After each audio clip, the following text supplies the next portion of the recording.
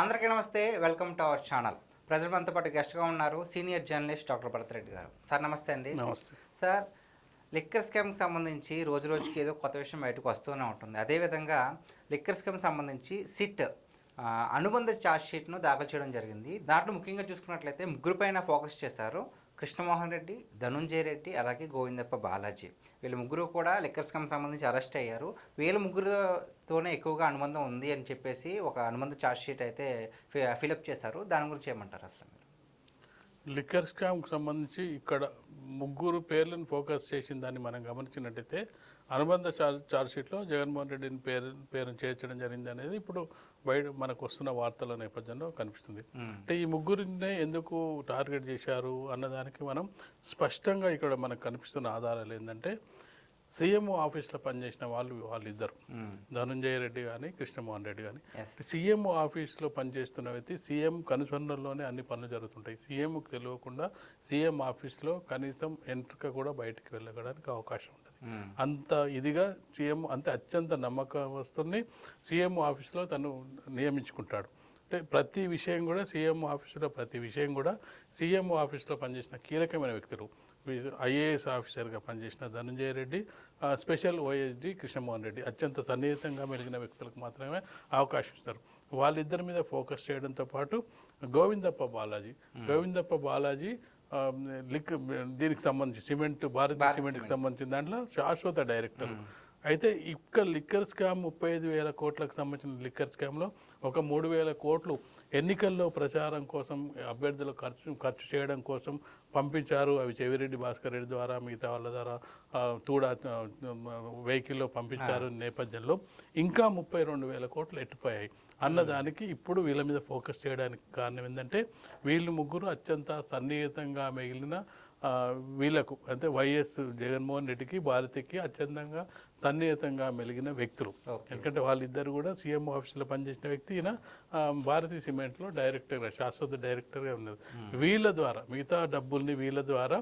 మిగతా డబ్బులన్నీ కూడా ఎక్కడో ఒక దగ్గర పెట్టాలి. కాబట్టి వీళ్ళ ద్వారా వాళ్ళు ప్రాపర్టీస్ కొన్నట్టుగా కొన్ని ఆధారాలను సేకరించింది. ఆ ప్రాపర్టీస్ కూడా వాళ్ళ కొడుకుల పేరు మీద, వాళ్ళ ఇంట్లో వాళ్ళ పేరు మీద కొన్నట్టుగా వీళ్ళ ముగ్గురు ఎవరైతే కృష్ణమోహన్ రెడ్డి వాళ్ళ ఫ్యామిలీస్ మెంబర్స్ మీద కొన్ని ఆస్తులు, ధనంజయ రెడ్డి మీద కొన్ని ఆస్తులు, గోవిందప్ప బాలాజీ వీళ్ళ మీద ఫోకస్ చేసి ఈ డబ్బులు మీకు ఎక్కడి నుంచి వచ్చాయి, రోజు ట్రాన్సాక్షన్ జరిగేది. కేసిరెడ్డికి, గోవిందప్ప బాలాజీకి, కేసిరెడ్డికి ఇట్లా ఈ డబ్బులు వచ్చిన డబ్బులు. కాబట్టి టాప్లో ఉన్న కేసిరెడ్డి, మిథున్ రెడ్డితో పాటు చివర్లో అంటే మధ్యలో అరెస్ట్ అయిన 31, 32 వీళ్ళు, మళ్ళీ లాస్ట్లో చెవిరెడ్డి భాస్కర్. అంటే మిగతా వాళ్ళంతా కూడా సహాయకులుగా మనం చూడొచ్చు. ఎందుకంటే జగన్మోహన్ రెడ్డి ఒక స్టెప్ అయితే, సెకండ్ స్టెప్లో మనం చూసుకున్నట్టయితే ఈ కీలక వ్యక్తులు కేసిరెడ్డి కానీ, అలాగే చూసుకున్నట్టయితే ఈ మిథున్ రెడ్డి, ఈ ధనంజయ రెడ్డి, కృష్ణమోహన్ రెడ్డి, ఈ గోవిందప్ప బాలాజీ, చెవిరెడ్డి భాస్కర్ వీళ్ళు ఒక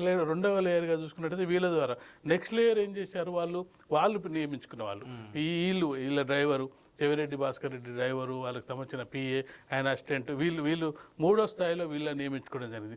వాళ్ళ ద్వారా కింది స్థాయి ఒక 4 అంచెల వ్యవస్థగా దీన్ని తీసుకెళ్ళి ఇప్పుడు 42 మందిని వాళ్ళు ఛార్జ్షీట్ నమోదు చేసినట్టు కేవలం 10 మంది ఇందులో పూర్తిగా బయటికి వచ్చే అవకాశం ఉంది. మిగతా వాళ్ళంతా కేవలం అంటే వాళ్ళకి తెలియకుండానే చేసిన ఈ వెహికల్ ఉంది డ్రైవింగ్ చేయాలంటే చేస్తారు, వాళ్ళందరూ ఏముందో వాళ్ళకి తెలియని పరిస్థితి ఉంటుంది. కాబట్టి వాళ్ళందరూ కూడా ఛార్జ్షీట్ నుంచి బయటకు వచ్చే అవకాశం ఉంది. ఛార్జ్షీట్ మళ్ళీ మారిపోయే అవకాశం ఉంటుంది. ఇప్పుడు కీలకంగా ఎవరు పూర్తి స్థాయిలో బాధ్యత వహించారు, ఛార్జ్షీట్ వేసేటప్పుడు ఏంటంటే అనుమానిత వ్యక్తులు చేస్తారు. నువ్వు డ్రైవింగ్ చేసినావు, ఎందుకు చేసినావు, నువ్వు డ్రైవర్గా అంటే మా సార్ చెప్పిండు, నేను అందులో ఏముందో నాకు తెలియదు అంటే అతన్ని వదిలేసే అవకాశం ఉంటుంది. ఇట్లా వెళ్ళిన సందర్భంగా లాస్ట్కు మిగిలిన ఛార్జ్షీట్లో కొత్త వాళ్ళు ఎవరు యాడ్ అవుతారు అనేది కూడా మనం చూడాలి. ఇప్పుడు ఉన్న వాళ్ళు ఏంటంటే ఎవరు డిలీట్ అవుతారో. కాబట్టి ఖచ్చితంగా జగన్మోహన్ రెడ్డి ప్రమేయంపై ఇప్పుడు ఆరా తీస్తున్న నేపథ్యంలో జగన్మోహన్ రెడ్డిని అనుబంధ ఛార్జ్షీట్ వేసుకొచ్చే నేపథ్యంలో జగన్మోహన్ రెడ్డిని ఇప్పుడు A1గా ఉంచుతారా, A43గా తీసుకెళ్తారా అనేది అనుబంధ ఛార్జ్షీట్ తర్వాత బయటకు వచ్చే అవకాశం కనిపిస్తుంది. ఓకే, అంటే ఇందులో కీలకంగా వినిపిస్తున్న మాట ఏంటంటే సిట్ వాళ్ళకి ఈ విషయాలన్నీ కూడా తెలియజేస్తుంది విజయసాయి రెడ్డి. సో ఆయనే చాలా క్లుప్తంగా చేస్తున్నారు అంటున్నారు. నిజంగా వైసీపీ వాళ్ళు అనుమాన పడుతున్నారు, వీళ్ళే ఎంత అలా చెప్పుంటారు, ఆయనే చెప్పుంటారని. నిజంగానే విజయసాయి రెడ్డి అలా చెప్పుంటారంటారు? ఖచ్చితంగా విజయసాయి రెడ్డి అత్యంత సన్నిహితంగా మెలిగిన వ్యక్తి జగన్మోహన్ రెడ్డికి. సడన్గా అతను పార్టీకి రాజ్యసభ సభ్యునికి రాజీనామా చేసి నేను రాజకీయాలను వదిలేస్తానని చెప్పడం జరిగింది. అప్పటి నుంచే కొంతవరకు అప్పుడే నుంచే కేసు కూడా స్పీడ్ అవ్వడం జరిగింది. కేసిరెడ్డిని బయటపెట్టింది, అతనే బయటపెట్టడం జరిగింది. కానీ అప్పట్లో జగన్మోహన్ రెడ్డిని అతను ఏమనలేదు. ఖచ్చితంగా కొంత అప్రూవల్గా మారిన సందర్భంలోనే అతనికి అన్ని విషయాలు, జగన్మోహన్ రెడ్డికి ఎన్ని విషయాలు తెలుసో పార్టీలో కానీ బయట కానీ స్కామ్ల గురించి కానీ స్కీమ్ల గురించి కానీ ఎన్ని విషయాలు తెలుసు, విజయసాయి రెడ్డి కూడా అన్ని విషయాలు తెలుసు. మనం ప్రతి కేసును మనం గతంలో పరిశీలించినట్టయితే అతను విజయసాయి రెడ్డి అనే వ్యక్తి ఒక జగన్మోహన్ రెడ్డి కాదు, రాజశేఖర రెడ్డికి, రాజారెడ్డికి వాళ్ళందరూ ఫ్యామిలీ మొత్తానికి కూడా చార్టర్డ్ అకౌంట్గా పనిచేసిన వ్యక్తి. ఇంటి విషయాలు, ప్రభుత్వ విషయాలు, పార్టీ విషయాలు అన్నిట్లలో ఇన్వాల్వ్ అయిన వ్యక్తి.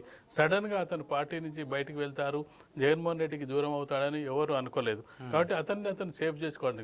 ఒక దశకు వచ్చిన తర్వాత ఎవరైనా వ్యక్తులు ఏం చేస్తారంటే ఇక నేను మునిగిపోతూ ఉన్నాను అన్నప్పుడు నేను బయటపడాలి, అవతలని నేను పట్టుకున్నట్టయితే నేను మునుగుతా, వాడు మునుగుతాడు, ఎందుకు ముందైతే నన్ను నేను సేవ్ చేసుకోవాలనే కార్యక్రమంలో భాగంగానే విజయసాయి రెడ్డి బయటకు వచ్చినట్టు కనిపిస్తుంది. బయటకు వచ్చిన నేపథ్యంలో సిట్టుకు కొంత సహకరించినట్టుగా కనిపిస్తుంది. కొంత అప్రూవల్గా మారినట్టయితే నీకు శిక్ష తగ్గే అవకాశం ఉంది, నీ ద్వారా నీకు కొంత ఫెసిలిటీ వచ్చే అవకాశం ఉన్నప్పుడు ఖచ్చితంగా మనిషి ఏం చేస్తాడంటే సరే మనం ఎందుకు, అతను మునిగిపోతున్నప్పుడు నేను వెళ్ళి ఎందుకు అనే విధంగా ఉండే అవకాశం ఉంది. ఖచ్చితంగా విజయసాయి రెడ్డి మీద గతంలో వైసీపీ నాయకులు కూడా చాలామంది కూడా ఆరోపణలు చేయడం జరిగింది, విమర్శలు చేయడం జరిగింది. కొంత పార్టీ నాయకుల మధ్య కూడా విజయసాయి రెడ్డికి పార్టీ నాయకుల మధ్య కొంత డిస్కషన్ కూడా జరగడం జరిగింది. అంటే ఆరోపణలు ప్రత్యారోపణలు కూడా బేస్ చేసుకోవడం జరిగింది. కాబట్టి ఖచ్చితంగా కూడా ఒక విజయసాయి రెడ్డి కాదు, ఎవరు అప్రూవర్గా మారినా వాళ్ళని అప్రూవర్గా మార్చుకుంటారు. అప్రూవర్గా మారిన విషయాన్ని సిట్ అధికారులు చెప్పరు. చెప్పినట్టయితే ఏమైందంటే వాళ్ళని టార్గెట్ చేసే అవకాశం ఉంటుంది, వాళ్ళని బెదిరించే అవకాశం ఉంటుంది. కాబట్టి ఖచ్చితంగా వీళ్ళు అనుమానిస్తున్నట్టుగా విజయసాయి రెడ్డి మారినట్టుగా కనిపించినప్పటికీ ఖచ్చితంగా దాన్ని బయట పెట్టరు. కాబట్టి అతని నుంచి వివరాలు సేకరించే ప్రయత్నాలు అయితే సిట్ చేసే అవకాశం ఉంటుంది. సార్ ఫైనల్గా ఒక్క ప్రశ్న, అంటే లిక్కర్ స్కామ్ విషయం బయటకు వస్తుందని ముందుగానే గ్రహించారు కాబట్టి విజయసాయి రెడ్డి పార్టీ నుంచి బయటకు వచ్చేసారంటారా? అంతే, నేను చెప్పినా కదా, ఎప్పుడైతే మనం మునిగిపోతున్నాం అని తెలిసినప్పుడు బయటపడడానికి పనిచేస్తాడు. కానీ నేను ఫస్ట్ ఎవరైనా మనిషి తనను తాను కాపాడుకోవడానికి ప్రయత్నిస్తాడు. తను కాపాడుకున్న తర్వాత మరొక వ్యక్తిని కాపాడడానికి ప్రయత్నిస్తాడు. నేనే అందులో ఇరుక్కున్న తర్వాత ఇక నన్ను పోనీ తన పై వ్యక్తి, నేను మునిగిపోతుంటే తన పై వ్యక్తి నన్ను కాపాడుతా అంటే అతను ఇంకా పీకల్లో మునిగిపోతున్నాడు. ఇప్పుడు మనం ఏదైనా పని చేస్తున్నప్పుడు నేను ముందుకెళ్తున్నప్పుడు అసలు నాకు ఏమైనా పర్లేదు, నా వెనుక వాడు ఉన్నాడు నన్ను కాపాడుతాడు అనుకున్నప్పుడు ముందుకెళ్తారు. అసలు నా వెనుకున్న వ్యక్తి ఇంకా భయంకరమైన పరిస్థితిలో ఉన్నప్పుడు ఇంకొకరు కాపాడే వాళ్ళు ఉంటారు. ఖచ్చితంగా కూడా ఇక అతను సేఫ్ గేమ్ ఆడడానికి ప్రయత్నం చేస్తాడు. సేఫ్ గేమ్లో భాగంగా తను చాలామంది రాజకీయ నాయకులు ఒక రాజ్యసభ సీటు కోసం వేలు ఖర్చు పెడుతుంటారు, వేల కోట్లు ఇస్తుంటారు. రాజ్యసభ సీటు కొరకు పార్టీ మొత్తం జీవితాంతం కష్టపడ్డ రాజ్యసభ సీటు కొంతమందికి రాదు. అయినప్పటికీ అతను ఇంకా 4 ఏళ్ళ సమయం ఉన్న రాజ్యసభ సీటును ఎందుకు వదిలేసుకుంటారు? ఇక ఆ భయమో లేకపోతే రేపు నేను బయటపడలేను ఇక ఎందుకు అనే విధంగా ముందుకు వచ్చినప్పుడే అది వదిలేసుకునే అవకాశం ఉంటుంది. కాబట్టి ఖచ్చితంగా విజయసాయి రెడ్డి సేఫ్ గేమ్ ఆడడానికి ముందుకు వచ్చాడని మనం అనుకోవచ్చు. Okay, thank you so much.